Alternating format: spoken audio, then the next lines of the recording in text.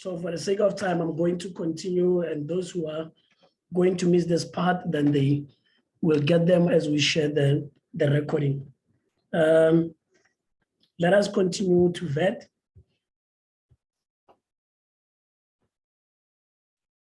This is the most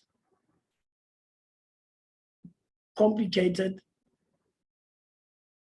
and one that needs more administration than most of the tax types that we work with. As a general advice,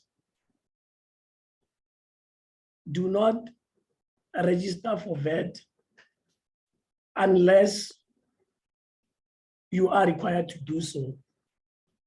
Because a lot of people register VAT only because they want to register VAT without having to understand. Then it gets problematic when we have to work with the compliance of this type of tax. Now, what is VAT? Value-added tax.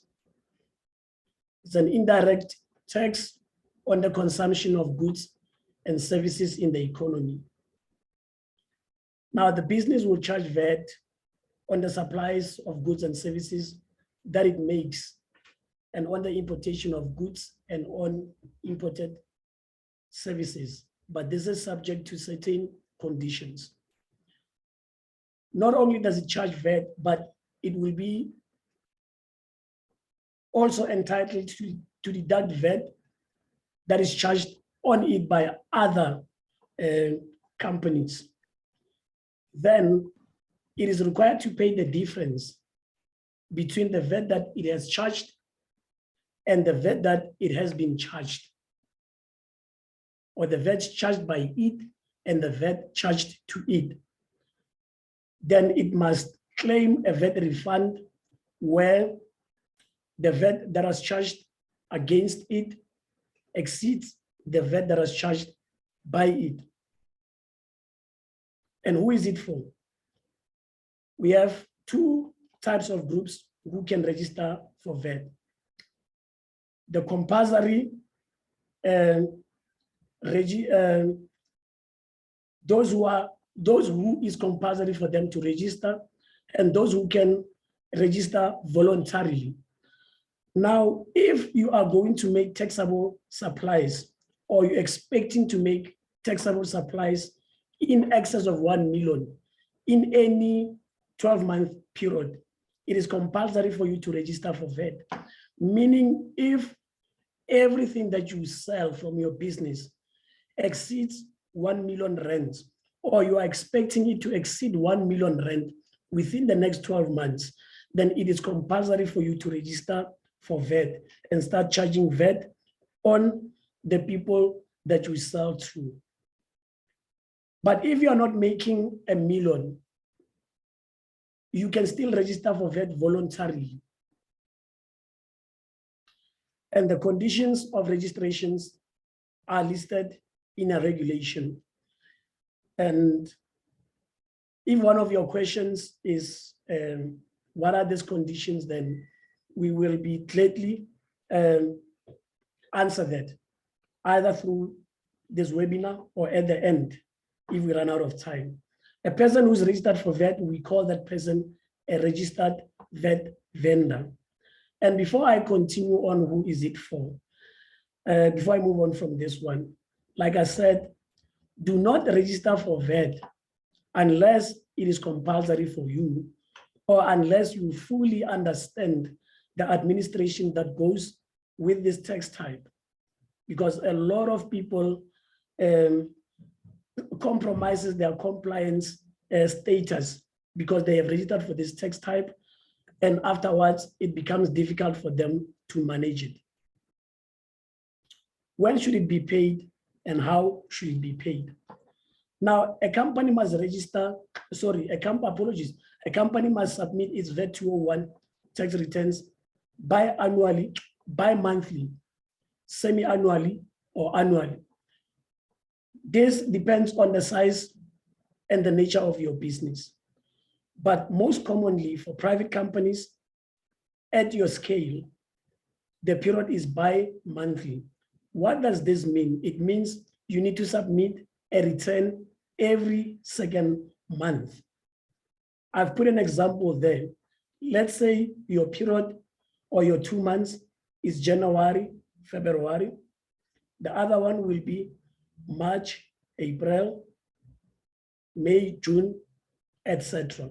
Now, a vendor is required to submit VAT returns and to make payments of the VAT liabilities on or before the 25th day or the last business day of the month following the month with which the vendor's tax period ends. Let me put this in an example.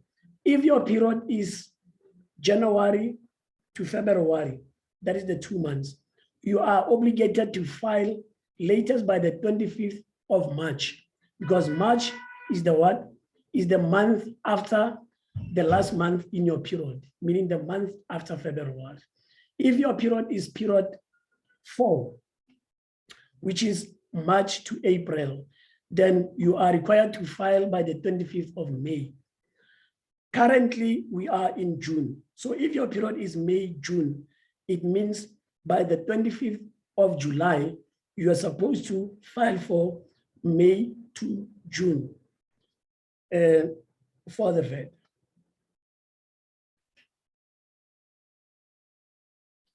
What happens when you fail to submit a tax return? Now, taxpayers who do not submit their tax returns, or if they submit late, they will be charged an admin penalty, and this penalty must be paid over to SARS. Also, taxpayers who do not pay their taxes in time will be charged an admin penalty. It must also be paid to SARS. So there are 2 types of penalties. You submit late and you pay late, you will be penalized for that. Now, the administrative non-compliance penalty, okay, for the sake of time, most of what I believe is theory, I will not read out for you. What happens when you don't agree with the penalty? So it does not mean when SARS penalizes you, automatically it's final, you are obligated to pay for that. If you don't agree to the penalty, you can submit what we call a request for remission. And this is when you dispute a penalty that has been levied to due to non-compliance. But your request for remission, you need to provide reasons for non-compliance. We have a client who was not able to pay the amount which we're owing to SARS because she is self-employed and she went on maternity leave. So she was not generating income on the 4 months that she was on leave. In this case, we submitted a request for remission to SARS to say this person cannot be penalized because these were the conditions that caused her not to be compliant, right? So always when you are not non-compliant and it is for a valid reason, do not be scared. You can speak with your tax practitioner and explain the reasons for your non-compliance. And by filing a request for remission, you can be acquitted from your sin. Tax compliance status. This is now the most important and the most common one. In the past, SARS used to issue what we call a tax clearance certificate, but they have implemented a new system, and this is called a tax compliance status. So really, the principle is still the same. It is still a certificate that confirms that all your tax affairs of a specific entity are up to date. Now, if you want to ensure that you are always compliant, make sure that you work on your monthly accounting services using a specialized person or a business in the industry. I've put a screenshot to explain to you there. If you come to a tax practitioner and you're requesting for a tax compliance PIN, this is how your status must look. Everything must be green. Now, what does everything being green, what does it mean? It means all the registrations are done and updated. Submissions of all the returns for all the tax types that you are liable for, they are up to date. Meaning if you have income tax, it means every year you have filed for every 12 months. If you are registered for provisional tax, it means you have been filing every 6 months. And if you are owing, you have been paying what you are owing. If you are registered for payee, it means you have been submitting your monthly payee returns. If you are registered for VAT, it means you have been submitting your bi-monthly VAT returns. Your debt, if you have filed a return and you have not paid, then your debt will be green. Now, when we want to issue a tax compliance status, SARS will refuse because they say you are not compliant because you owe. So most importantly, what you guys need to take home with, know what tax types we have discussed and which one are relevant to your business, then know the periods for each of those tax types. Because if you have a payee, but we submitted income tax, the 7th of every month, it will tend to red if we have not submitted. The 25th of the second month for VAT, if you have not submitted, it will tend to red. So it means the more tax types that you understand and the more that you have, and the better you understand the tax period, you will know that this is a life work. It will always be there. It is our job. So if it's a once-off thing, it means at one point we will be unemployed. So it must continue so that we too can have access to income.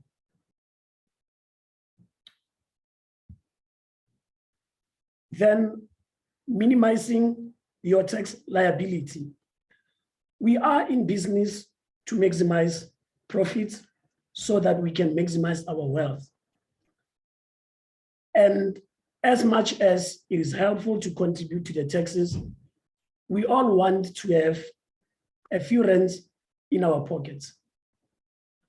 Now, to minimize tax liability, we have different ways that we can use or that we can adopt. We call them tax avoidance and tax evasion. Now, avoidance is when you attempt to minimize your tax liability by using legal means. For example, when you regulate your affairs in such a way that you pay minimum taxes imposed, this is legal. Then evasion. Evasion is when you use illegal means to reduce your tax liability. Examples of this, example of evading tax will be, for example, you falsify your books, meaning you generated revenue of 1 million, but in your books, you write that you generated 500,000. You are evading tax, meaning you're minimizing your liability illegally.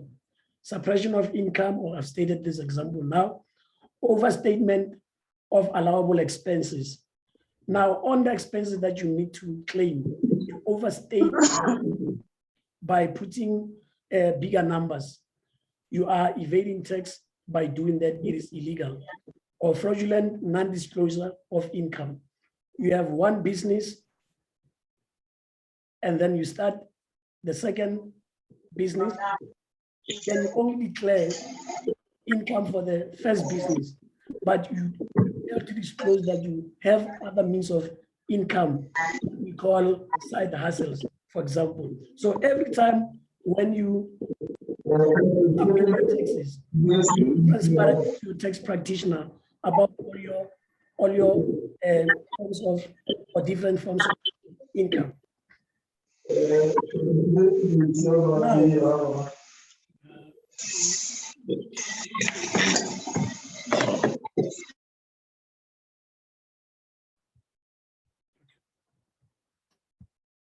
Now, always remember to mute your mics.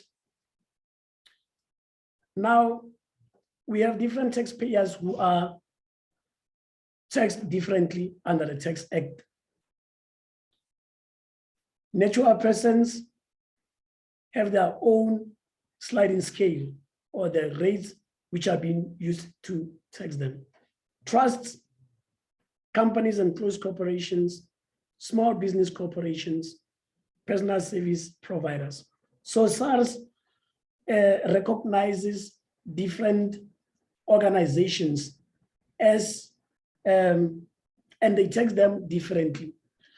Now, one of the ways that one can avoid tax or minimize tax legally is to choose a taxpayer or a legal entity who gets imposed with small or little rates as compared to the others.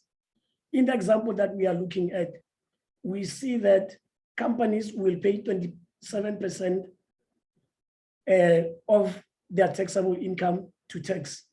But we see that small business corporations will pay either 0% or 7% or 21% or 28% of their taxable income. So we see that if you operate as a small business corporation, you will be taxed based on a sliding scale. So there's level of income that you can make and you end up not paying tax at all. Let us go deeper into this one. As explained, one of the ways that you can pay less tax is to choose the right form of business that you can trade under. Small business corporation has proven to be one of the vehicles that you can trade under, because if you have a business and you only generated a revenue of 83,100, you are going to pay zero tax.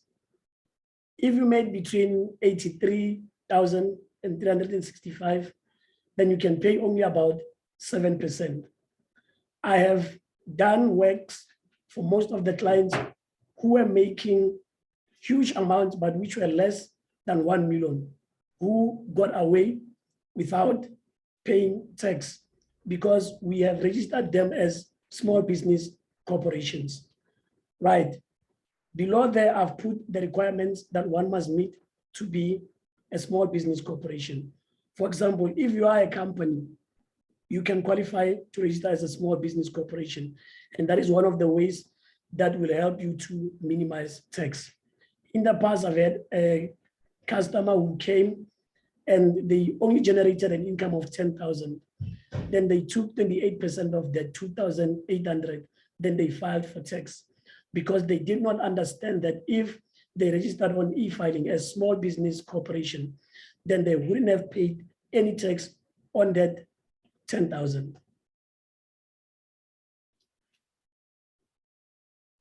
One of the other ways, as explained there, is to control your operating expenses. Because as a company, we see that taxation, it is 27% as of the current tax year. So that 28 must be 27.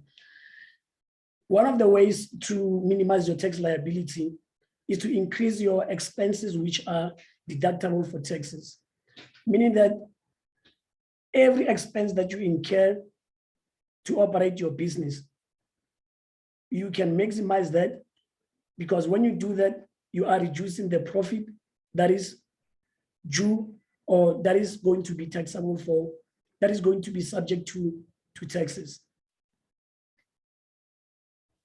Okay, ladies and gents, we have tried to push the time as we could, and we have come to the end of our presentation.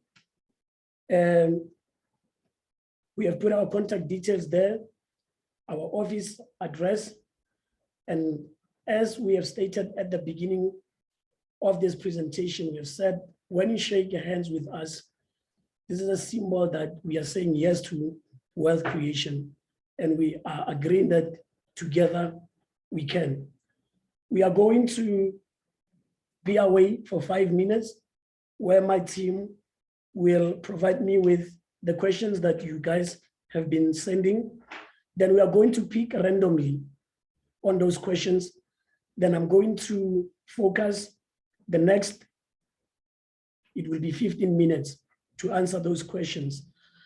Any question which has not been addressed in this presentation, we are going to send all the answers to the emails which you guys will have provided on the comment section. For now, I thank you all for taking your time to come and listen to our presentation. Thank you. Thank you, sir. Appreciate